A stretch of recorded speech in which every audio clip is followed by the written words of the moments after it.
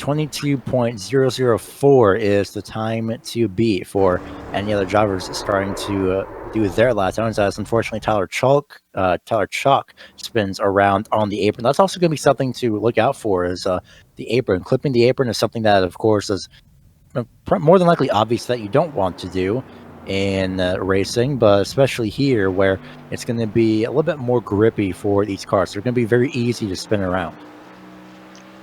And the bubble for the transfer spots is 22.259, currently the 12th place time by Ryan Shilkuski. So he's just got himself into the A main at this point. But as I say that, he gets knocked out as Chance Crum goes all the way to the top of the leaderboard at 22.001. So 3 1,000ths of a second faster actually is going to be Chance Crum. So he was pretty good in the Dirt Series last month. So it's weird to say, especially since, well, last month was only about almost a week ago, and he sets an even faster lap time the second time. So just in case the first lap wasn't enough, he sets it again. So Chance Crum with an even faster time solidifies himself the only driver to be in the 21-second range.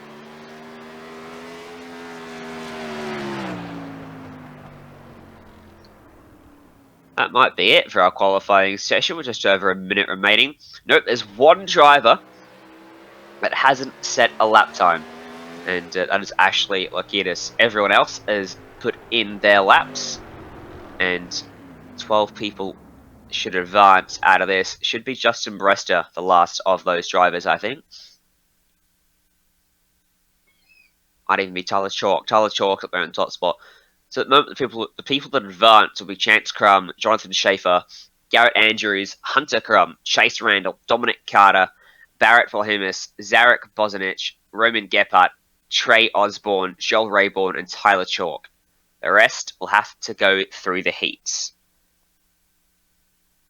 And those heats are going to be a very brutal portion of this race, essentially, especially with how they are 15 minutes for 15 laps. But you can see their details for qualifying. Interesting, as you saw there, is that it was 20% track stay here, and that's going to be something to keep an eye on for the rest of the night. So wonder how much rubber that this track will have by the end. BitLogic putting up a few awards up for grabs as well. The Fast Time Award for the night. The winner will receive a $20 Visa gift card, and at the end of the season, the Hard Charger Award will be awarded, and someone will receive a $50 Visa gift card. Thank you to BitLogic, the most comprehensive chassis and shop setup application on the market, for supplying that, as Ashley Lokitis is getting in her laps, and at the end of qualifying, she will end up starting 6th in heat number 1. 21 cars per heat. Oh no, sorry, heat 2's been skipped. So just a 21 car sole heat here before we head into the feature race.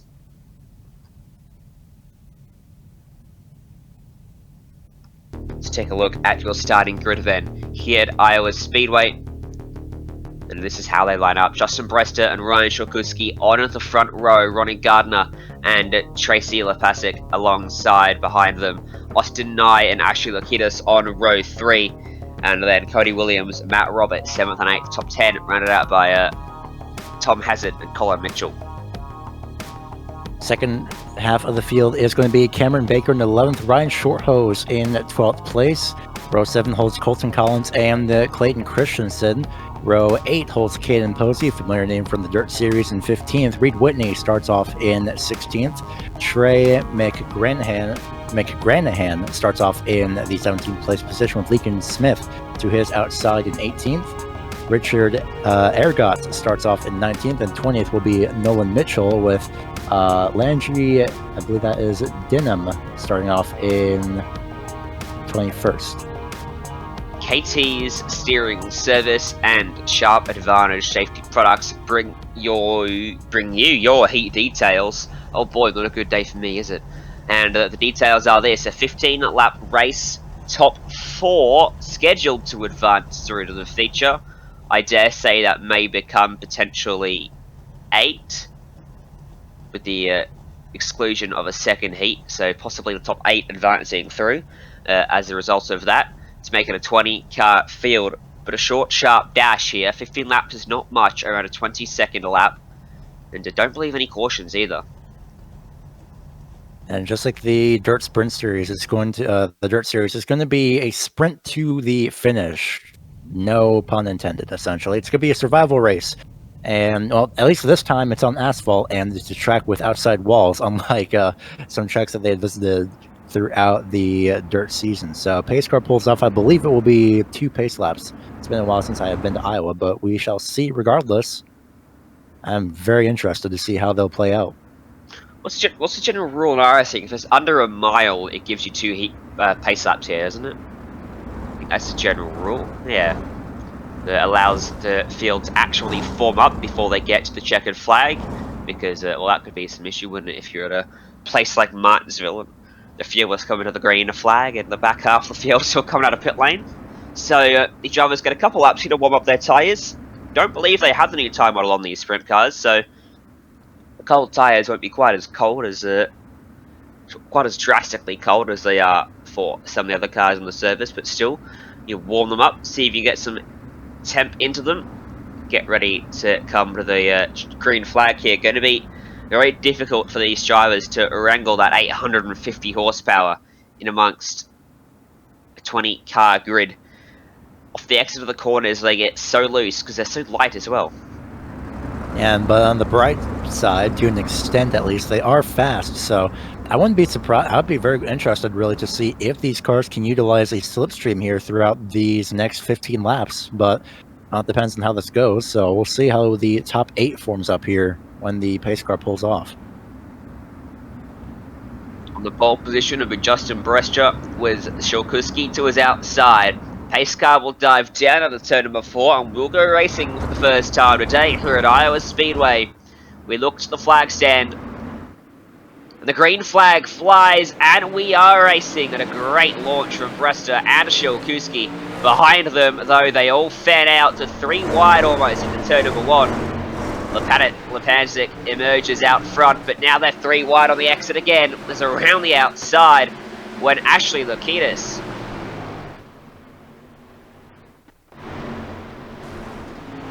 Right now, wreck in the back, but the field up front, for the most part, at least third place on back, is still battling it out between each other for the time being. A little bit of a mid-pack. They quickly scrambled to relatively double the single file, but for the time being, it's going to be Tracy Lapasek in the third place position, trying to fend off Hessert and Nye directly behind that number 99 machine.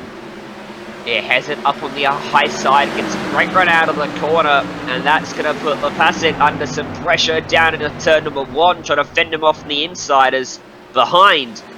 Lokitis went all the way up the racetrack and almost lost out to Austin Nye, that just managed to fend him off as Hezet manages to get around. As Lincoln Smith rejoins right in front of the field and causes a big shunt. I think he's trying to get back going and then maybe lost a little bit of control, moved too far up the racetrack. I don't know, but it was way too early to move up the track regardless. But for the time being, it's still going to be your top 2 still relatively close together for the time being. Brester and Shikusi for the time being, or Shikuski, I should be saying, as that number 17 is still riding directly behind the 31 for the time being. Oh, and Hezet's just been taken out as well by the lapped car, and the battle for third place will not go his way, and he won't be in the feature as a result of that. Big drama in the entry to turn number 2. That leaves Tracy Lapasek out there in third ahead of Austin Nye. Yeah, unfortunately that time Lincoln Smith had just completely broken loose just out of nowhere. Maybe overcorrected, not entirely sure, but regardless, it's still going to be a battle for your top 8 positions. Still a little bit of a gap in between. That would be interesting to see if it will be able to be closed by the time the feature rolls around, if it's even possible. But again, something that we'll just have to wait and see. Around 8th place, it's relatively calm because, well, Mark Roberts has absolutely no one directly behind him. He's got a lot of space, relatively, by the looks of it. Maybe about 5 seconds or so. Actually, no, 2.2 seconds in between himself and Colton Collins for 8th place. Yeah, very big gap back there.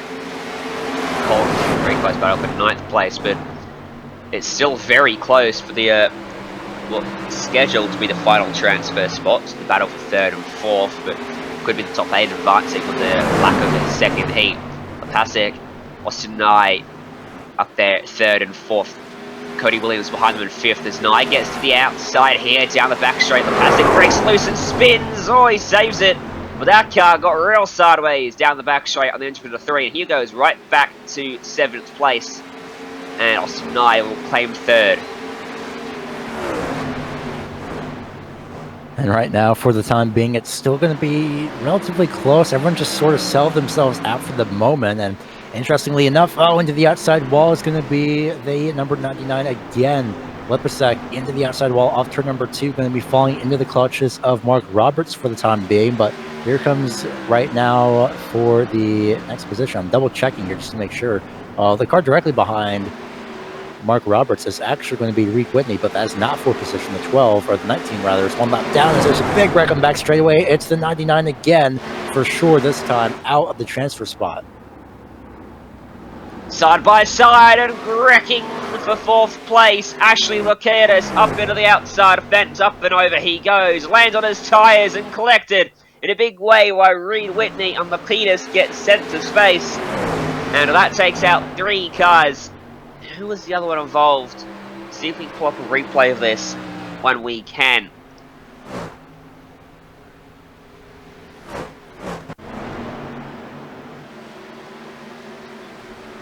There you go, Gary. Take a look at this.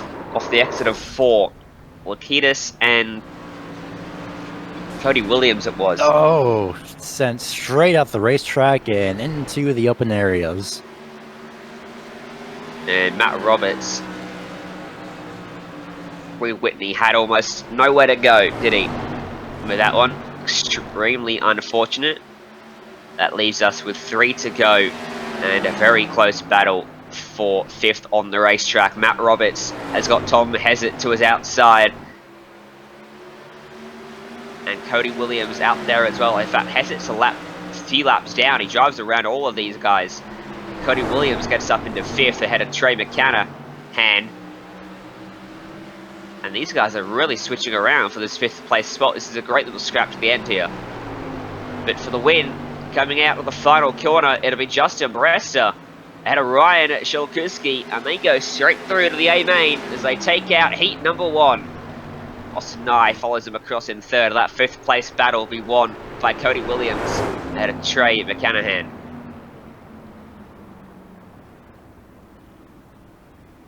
A great job so far. It's going to be Mark Roberts and Colton Collins maybe getting in. We'll, of course, let you know in just a couple of moments, actually, as warm-up starts to go in. And yes, it was your top 8 from Heat 1. So, again, it's going to be Brester, Shalkuski, Nye, Gardner, Williams, and McGranahan, and Roberts being your final 20 drivers. So this is going to be quite interesting.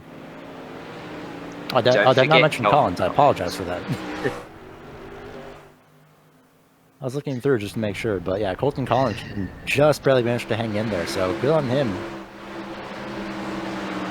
So they all line up at the back of the feature, 30th, 40th, 15th, and then back to 20th. So they've got their work cut out ahead of them. A 40-lap event, this feature, so going to be a fair bit longer than we'll see how it goes, because if it's as chaotic for the drivers as it was in those heats, well, we might get a few cautions, and it is max time of 30 minutes.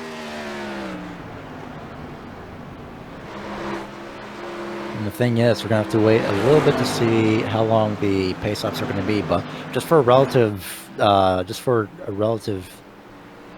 really speed on how it is handled, it's pretty much going to be about 50 miles an hour for pace speed for the most part, and at that point it's really something to keep in mind. So if we go 50 miles an hour compared to 160 just about going into turns 1 and 2, well, or turn 1 rather, it's going to be, of course, a massive difference, and the time lost is going to be something that these drivers really should keep a close eye on. So if we get too many cautions, again, we may have to end on time, but again, we'll have to see.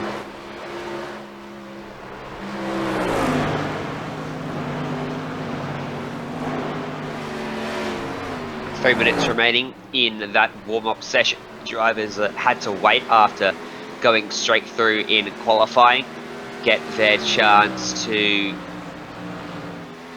get some more practice in out there on the racetrack, trying to figure out how to drive these cars, because it looks like a lot of them still haven't quite figured it out. A lot of people still struggling. They just look like a complete handful. 850 horsepower, and they haven't got all their body parts on them, so they're very light.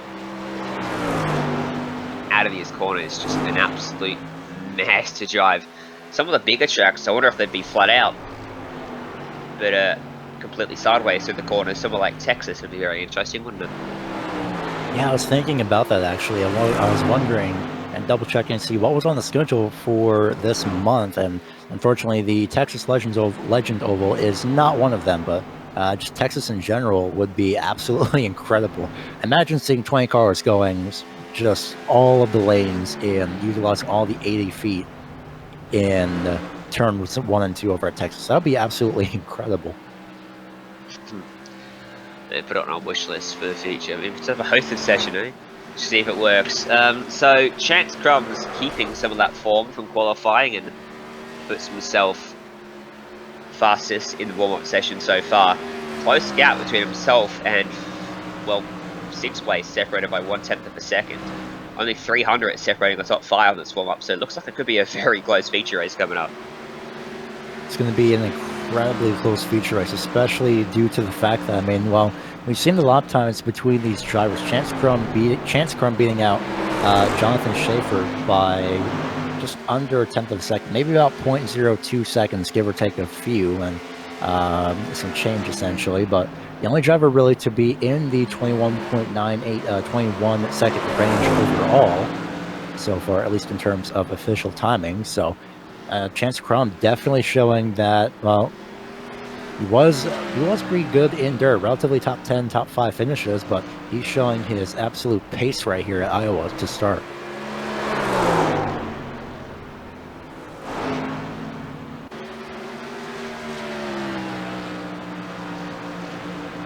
Chance and Hunter, they've got to be related, right?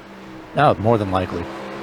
I'm not sure if they, personally not sure if they are brothers or father and son. I would assume brothers though, but either way, sibling rivalry would be quite interesting. I mean, they are starting on row 1 and row 2, so we'll see how that plays out. They're both fast. I can tell you both that. I can tell you that much. They are both very quick. We saw that in the 360 series that we've just wrapped up, Gary.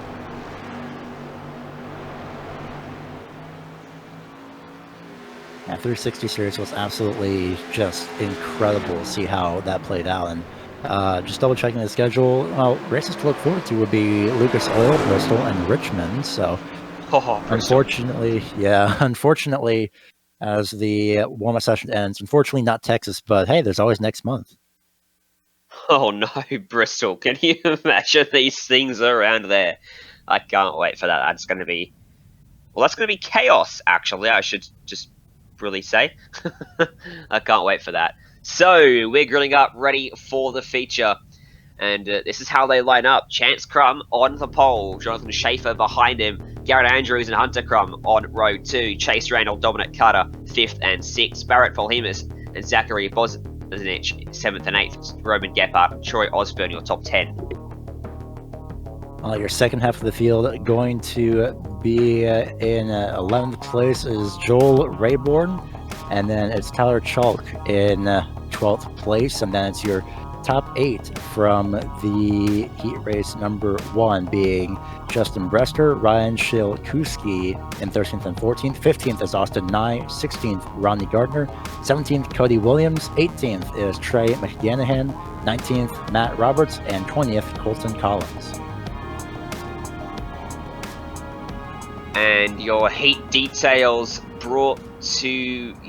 your feature details brought to you by Pivotal Propane. 40 laps, yellow flags are on, so we're gonna have them backing up under caution, and the sun is really setting over there on turns 3 and 4.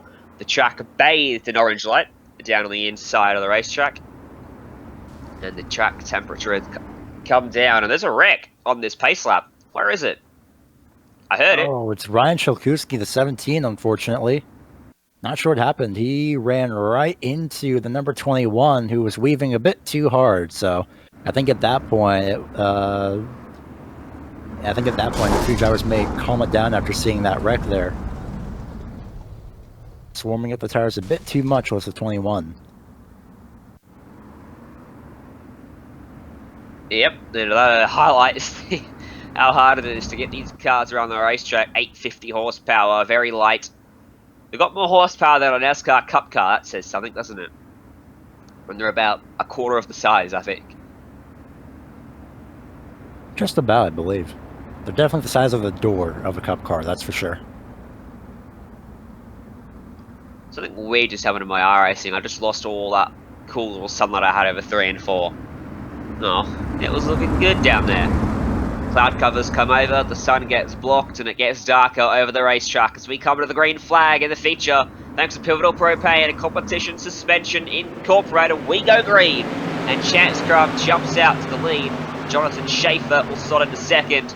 Shalkuski's down in pit lane, unfortunately, after that crash on the pace lap. And there's a caution already for an incident further back in the field even. Oh, 63, Joel Rayborn. Not entirely sure what happened just yet, but we'll see here on the replay. And this is going to be, on the restart, it's going to be heading into turns 1 and 2. Here on the restart again, the 63 of Joel Rayborn. Starts to get going a little bit slow, can't move down to the inside. Of course, could move up to the outside, but unfortunately just looks to lose all the grip and then just loses grip himself and flipping over the pit wall twice. There's somebody there as well, unfortunately, but restarts have immediately been changed to single file by race control after that, and that was a 21 of Roman Gephardt, who went just flying outside into the pit road and then back out of the pit road.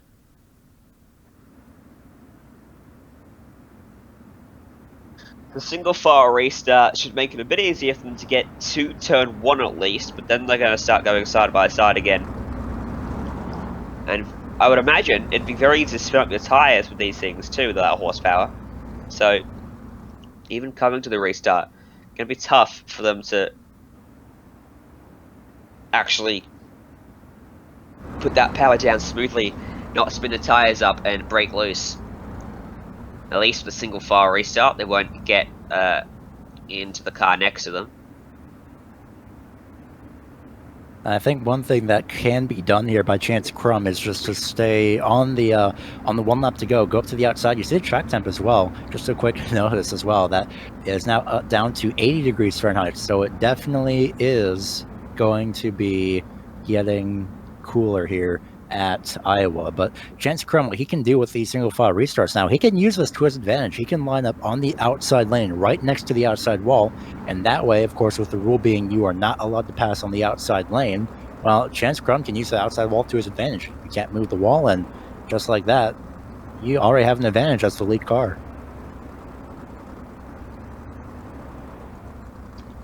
Few more laps still to come under the pace car. Remember, the lights will go out on the pace car when we get the 1 to go signal from Barney the Flagman, as Mike Joy dubbed him in the Fox Sports booth for the NASCAR Promotional Series, which coming to its conclusion this weekend, unfortunately. But here on the Global Sim Racing channel, they'll be iRacing every day, 13 broadcasts between Monday and Friday this week, and I imagine probably 6 or 7 on Saturday and Sunday as well.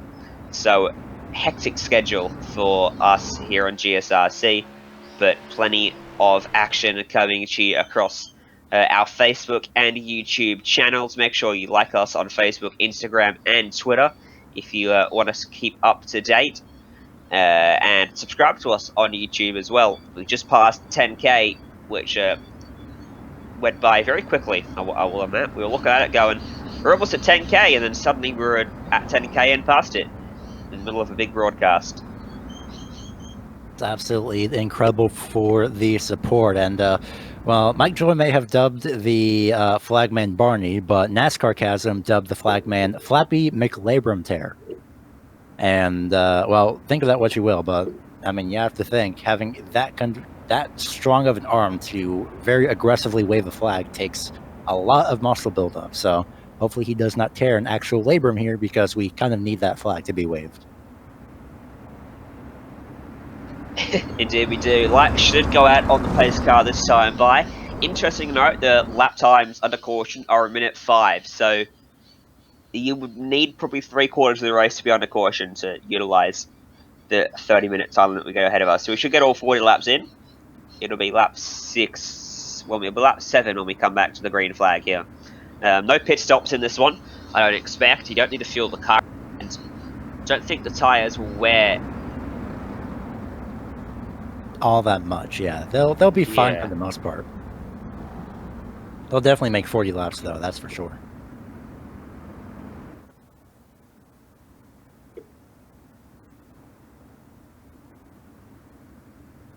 I'm wondering at this point, as the anticipation rises, I'm wondering when Chance Crum will decide to move up to the outside wall. And it looks like he actually decides to do that right now. Does he stay up top? This could help him greatly. He's going to leave an opening, though, unfortunately. It will, but he should be able to get on that throttle early enough that Jonathan Schaefer can't get by, and pace car is going to get out of the way, and we'll try to go green once again here at Iowa Speedway. Chance Crum in control of the field. He smoothly applies that throttle, and we go racing once again. Schaefer goes with him. A bit of a gap forms back to Hunter Crum and Dominic Carter in 3rd and 4th, and we make it further than we did at the start. Out of turn number 2, they're all single file still. And now they will close up as we head through 3 and 4. Jonathan Schaefer going right with Crum as the caution comes out. Matt Roberts, unfortunately, on the back straightaway. Not entirely sure what happened with him, but he just went way up the racetrack. We'll see here. Taking a look at Matt Roberts, gets left side tires on the apron a little bit, and then suddenly just goes straight to the right. Not entirely sure what happened, if it was maybe a hardware issue, but he was able to get back going afterwards, so not entirely sure what happened to Matt Roberts, though. Look at the bottom right-hand corner of the screen, watching the hands, and not sure, really. Maybe he just lost grip?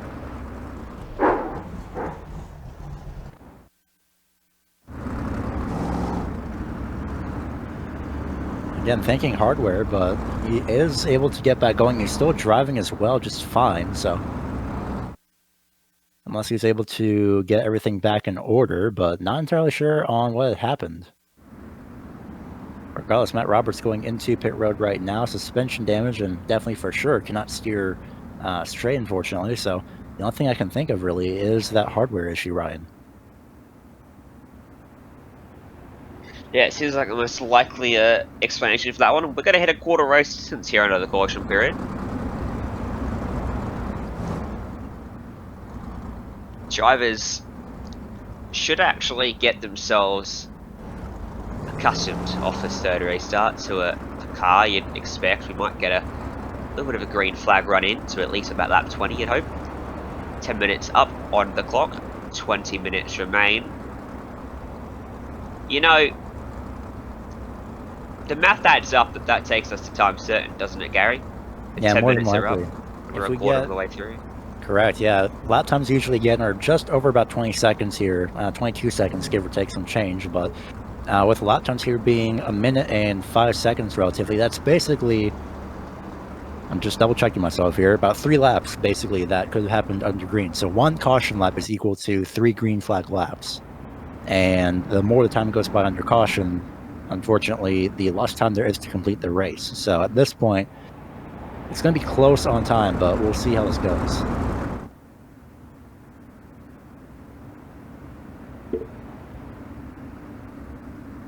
A couple cars have gone laps down as a result. Ryan Shulkuski, of course, who didn't take the start after wrecking on the warm-up lap. And Roman Gephardt is 2 laps down, but still out there on the racetrack. Looks like Shulkuski is going to make his way back out onto the track as well at the moment, which is good, so he'll get back out there.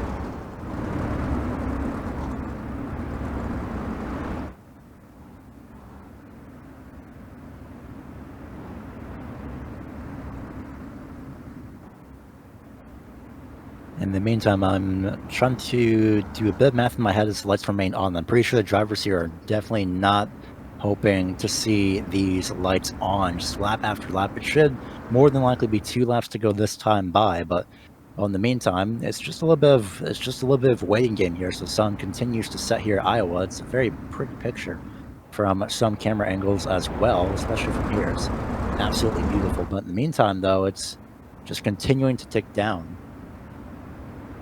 Fun fact, Rusty Wallace designed this place. Did you know that, Garrett?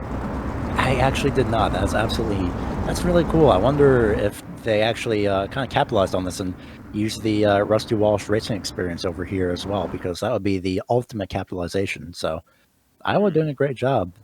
I think some things as well is that apparently modeled after Richmond as well, and that's, well, if that wasn't evident enough, then I don't know what it could be. But there's Richmond start-finish line, interestingly enough, I believe is a little bit a shorter ways off of turn 4. Yeah, a lot shorter ways off turn 4 compared to Iowa Speedway here as the lights go out on the pace car. Of course, we see Richmond on the calendar for all 3 of NASCAR's National Series. We don't see this for all 3. We see the trucks come to Iowa. And the Xfinity cars. And the Xfinity, but not Cup, unfortunately. Another fun fact is there are birds in the background of the microphone that I've been informed of. So that's fun. It just shows that Iowa's a beautiful place. Yeah. Alright, let's come back to the green flag then. Lap 13 when we come across the stripe of 40. Chance Scrum will look to get that throttle down nice and smoothly again.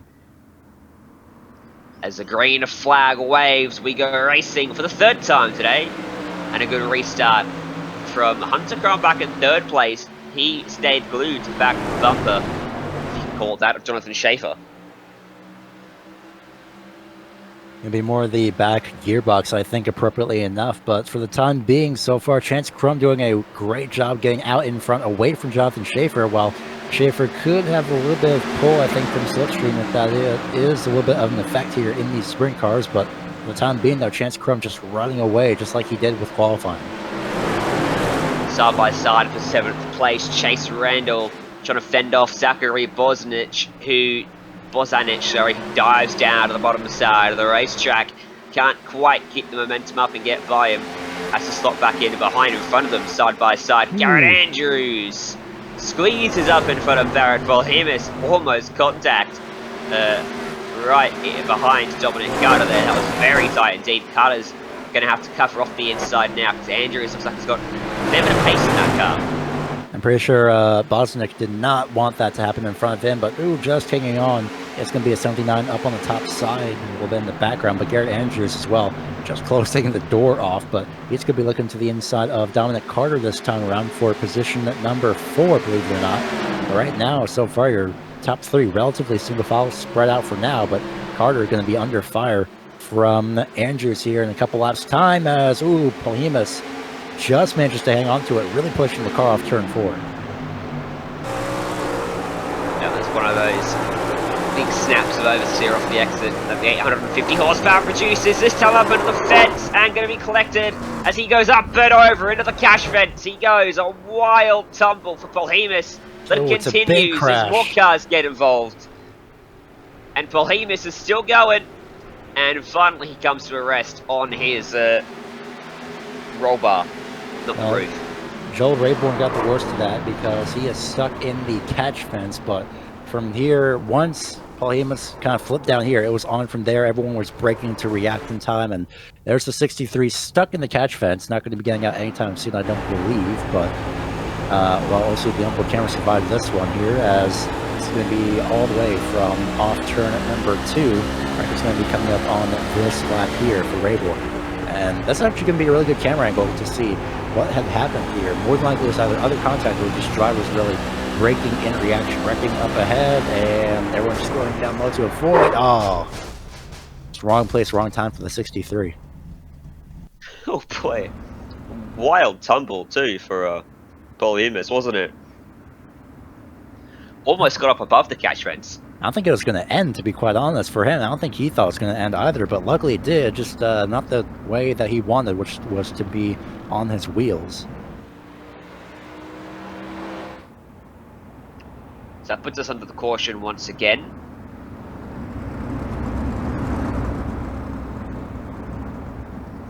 And for the time being, well, we did speak of Richmond earlier on, and this the schedule, I should say, does have Richmond again. And I believe, just going to double check here, it should be just after Bristol, and it is. So the 4th Wednesday of this month is when these cars will go to Richmond. 5-race calendar, of course, for this series. And really, these only, I believe, 2 different track types in a sense, with the D-shaped oval being here of Iowa and Richmond, and that's going to be the short track schedules of the Lucas Oil Raceway, as well as, I guess, Bristol in a sense is a little bit similar to Lucas Oil. Bristol is a whole other beast. That is the true. last great Colosseum, that is. And very big banking in the corners. Was it about 20 degrees, I think?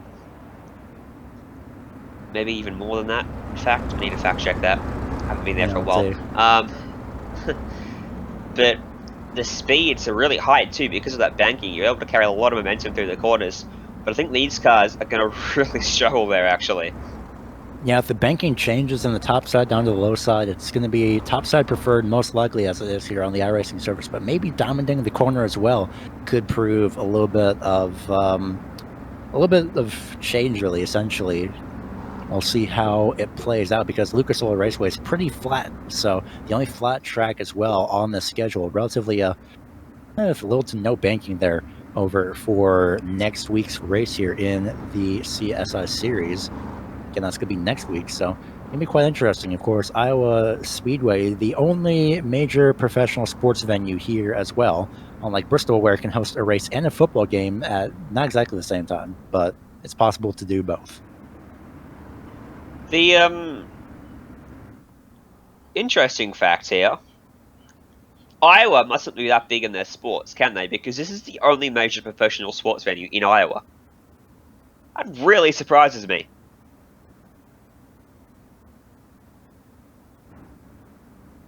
No, you're right. Yeah, having Joe Peak mentioning everything else, more than likely being college professional related, so that does make sense. But quite an interest, really. But imagine if the Cup Series, we can only dream, of course, but imagine if the Cup Series did go to Iowa Speedway. That would draw more than likely a few people out of the woodwork to come back and check it out. Certainly. Would you talk about the college level there? And that's something about America that really interests, I think, a lot of the world, is how big collegiate sport is.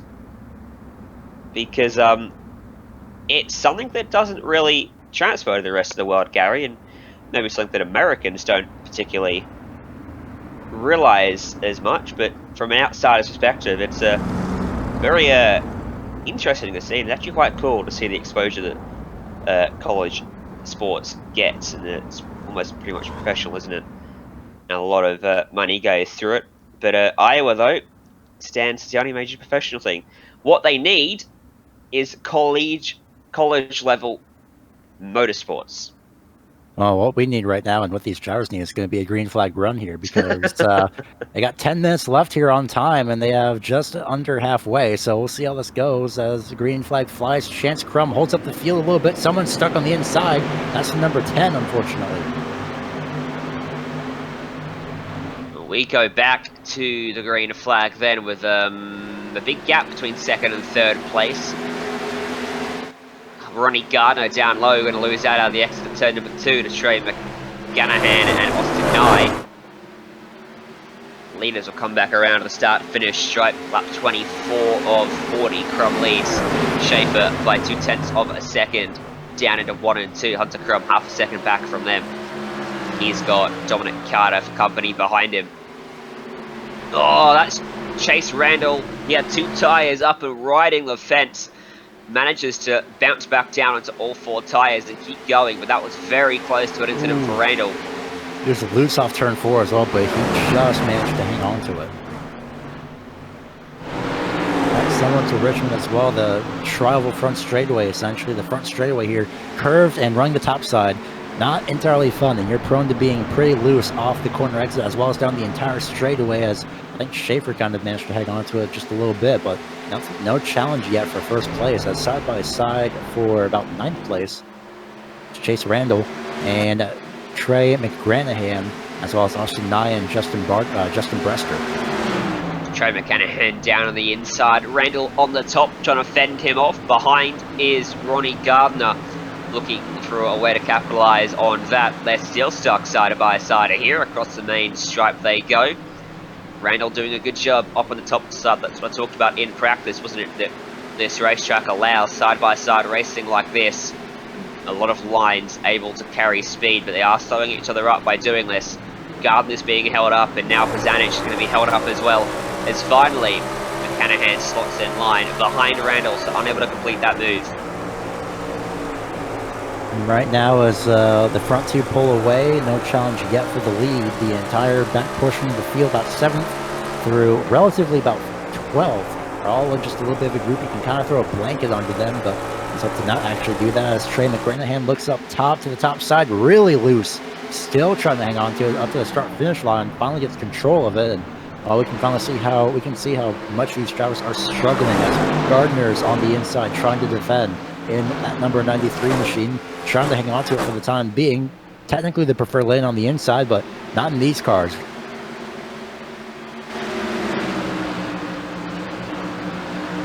Laps to go then, as we hit lap 30 here at Iowa.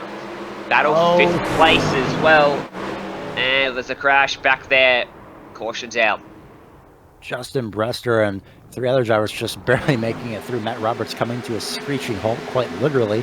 But Brester, unfortunately, getting the worst of that. And at this point, we'll have to see where it stands on time and where it stands on laps. We're going to be relatively close, but replay up on your screen right now for the time being. Justin Brester goes into the corner. Oh, just way too close for comfort. And Brester goes absolutely flipping. Just gets out of the way as well. Great track awareness and great job for Justin Brester to accelerate out of the way once he got back control.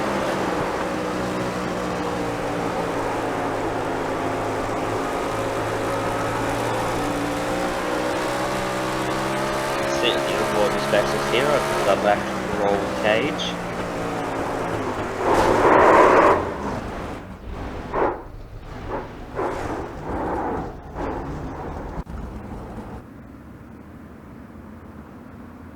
Well, now comes the interesting part of this portion of the event.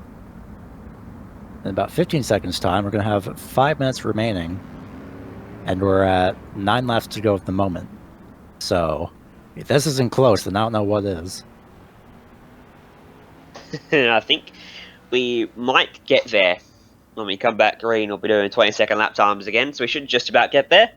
But going to be very tight indeed for these drivers. And for Chance Crum, he's led all the way so far. He's just got a few more laps to hold on. Maybe even a few more minutes. We'll see. 20-minute lap times. This is going to be, of course, again, close. And these pace laps are about 3 minutes. And let's say 5, 10, 15, 20. So about 3 minutes, 20 seconds, just about relatively. So we're going to be close, but regardless, it should be Chance Crum out front. He's been very dominant and coming from the Dirt Series as well, along with Hunter Crum. I believe Dominic Carter made a couple appearances as well. Not entirely sure, to be quite honest, but relatively entirely new field essentially here for the paved sprint cars.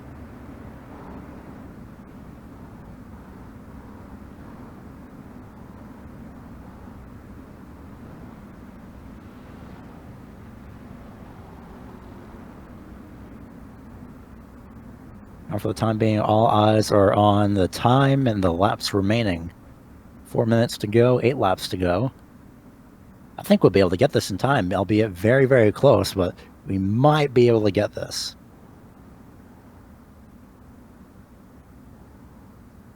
I think you're right. We're going to just about get there. So, Chance Crum must be feeling a little bit nervous out at the front because he's been so strong throughout this. But we always see in motor racing and sim racing, you get a late race caution and a flick just gets swished up at the front, and the order always seems to tumble somehow, as we have another lap still to come on the pace car here. I don't know if I heard you differently or not, but I think I just heard you say if flick gets switched. I think I mean the switch gets flicked at the front, but... Yep. Yeah, well, it's okay. You'll get English one day at some point. Today just might be one of those days, but regardless though, sun is setting, lights are relatively on. You can kind of see them a little bit more on the track surface at some areas of the track, but still closing in for the time being. And, well, to get 5 laps in, which I'm pretty sure it's going to be 1 green. 5 laps, 20 seconds or so per lap. 22 seconds per lap, I should say, but go with 20 just to make it easier. It's going to be about a minute and a half, I believe. Can't do math off the top of my head, but roughly about 120 seconds, maybe 130 seconds, essentially. So just about 2 minutes. It's 2 minutes to go at the start-finish line just about. Lights are going to be off. And this is going to be the closest race I've ever seen, just on time alone.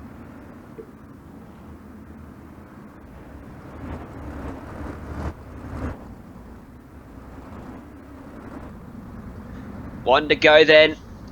The clock winds down, the laps wind down, and Chance Crumb's going to have to wind it up and get the best launch of his night so far. As we roll down this back straight away behind the racing.com Ford Mustang pace car. It will dive down at a turn of 4, and we will come with the green flag with 5 to go in Iowa Speedway for round 1 of the competition suspension Paved Sprint Car Series, powered by Pivotal Propane. As a tongue twister, if ever I've heard one. Here we go, green flag back out, and Chance Crumb gets away well from Johnny Schaefer. Leads him across the line by about 6 car lengths. Down into 1 and 2 we dive. Garrett Andrews, I believe, spun the tires off turn 4, but he'll be able to just hang on to it for the time being. Chance Crum, so far, it's a minute left, so it's going to be at least maybe 3 laps. We'll see how this plays out, second or so. But in the meantime, though, I'm pretty sure Jonathan Schaefer is just hoping that Chance Crum makes a mistake here off turn number 2 or off turn number 4, just anytime soon, really, for that number 9 to gain an advantage. He's just got enough of the gap at the moment, doesn't he? Schaefer's been there, but not quite close enough. All race long, and he's not finding enough at the moment to reel in that last couple of car lengths he needs to make a dive at Chance Crumb. Down the back straight, just a couple laps remaining for these drivers, 3 to go on the tower. In fact, we might just about get there too, in terms of laps. Probably not. We'll see what it shows this time. It's 3-2, time is about to expire. We might actually be able to make it. Don't forget that elapsed time, Gary, includes the 2-minute gridding session too, so add a couple of minutes onto that. Looks like we're going to the laps. Oh, Schaefer went wide. Oh, I think that's going to be it. Pushing too hard, trying to find out that last little bit. Gets up into the fence, and that puts Chance Crumb in a very good spot now, as it is the final lap of the race. And Chance Crumb will come through 3 and 4, and he needs to get on that throttle smoothly, and he will win here at Iowa Speedway for round 1 of the season. And Jonathan Schaefer will have to settle for second.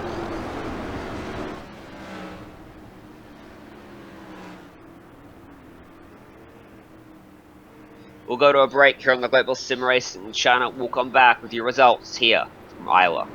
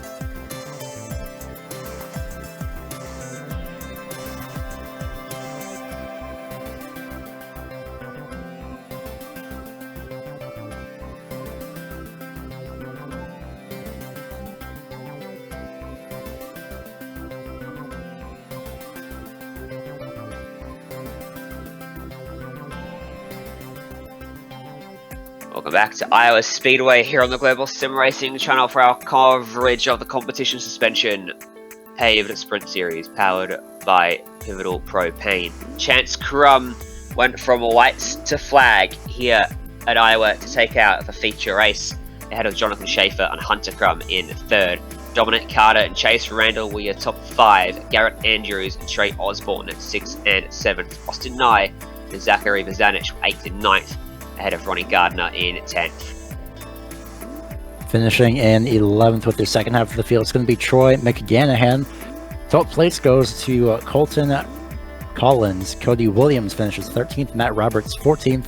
Roman Gephardt in 15th. 16th going to be Justin Brester. 17th is going to be Barrett Palhemus.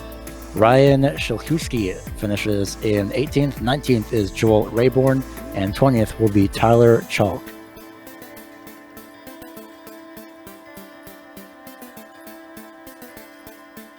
Let's have a chat then to Chance Crum, our race winner. It was an easy, you had quite a few cautions to fend off, but in the end, you managed to lead every lap out there. Yeah, that was a fun one. Unfortunately, we had quite a few cautions there, but got a lot of pressure from behind, so had to be sure to hit my marks and able to survive till the end there. Looking at the cars out there, they seem like completely wild beasts to try and wrangle around the racetrack. Cars we don't see that often in the RSing service. Chance, how much experience you got in these things? Not much. Ran them a couple times, but just practiced a little bit yesterday and the day before, trying to get these things figured out, and still learning. They're definitely wild, and trying to tame them in a little bit. And in terms of the cautions for that one, obviously tough car to drive, cautions to be expected. What goes through your mind trying to get the right restart each and every time? How tricky is it to launch without spinning those tires? Yeah, it's definitely really tricky. These things really like to spin the tires pretty easy, so you have to be real careful there. And then each restart, I was getting a little bit worried. Jonathan right behind me, he was really fast, and especially on the short runs, he was really pressuring me. So each yellow, I kind of got a little bit worried, but luckily to have everything play out in our favor and bring home the win. I have a question. Is Hunter related to you? Yes, that is my younger brother. He's actually in the room next to me right now. So cool to see him finish third and get a 1-3 there. There's been a debate up here in the comments box, but glad we can finally put that one to bed. Before we let you go, who are the people who are going to get it done for you and the sponsors, if any, you want to give a shout out to? Yeah, I want to give a big thank you to Capstone Plastering, Airvan Moving, CSI Shocks, Pit Logic, Joe's Racing Products, and I want to give a shout out to Bob and Lori Scott. Ran their old sprint car paint scheme here tonight, so that's pretty cool. Certainly is. Thank you for joining us. Good luck for the rest of the season. Thank you very much. I appreciate it. There's your race winner, Chance Crum, then, who took out a very comfortable victory in the end, and that'll wrap us up for this evening with no one else coming to have a chat with us. So thank you for you all for tuning in. Thank you to CSI Shocks for their continued sponsorship and organisation of this series. Thank you to Pivotal Propane for jumping on board as title sponsor, as well as Pit Logic, Sharp Advantage Safety Products, and Katie's Steering Service for their sponsorship of the series too. Of course, none of this would be possible without the companies who provide the software and the hardware for our broadcasts, as well as Gina Londe, who provides our music. You can see the screen for how to get a hold of all of them. Thanks to the team with me today, Gary Weaver and Joe Peak. You can find out more about GSRC, including our upcoming races, at globalsimracingchannel.com. Plus, our social media is always active with Twitter at GSR Channel, Facebook, Global Sim Racing Channel, and Instagram at GSRC_Graham. Go ahead and hit subscribe on YouTube if you enjoyed the broadcast. Chuck us a like on the video too. We've got plenty of other races coming up on the Global Sim Racing Channel. You can see them on your screen now. Check them out if you want to see what's coming up. From all of us here on the booth, thanks for joining us, and until next time, race clean, race hard, and we'll see you on the track.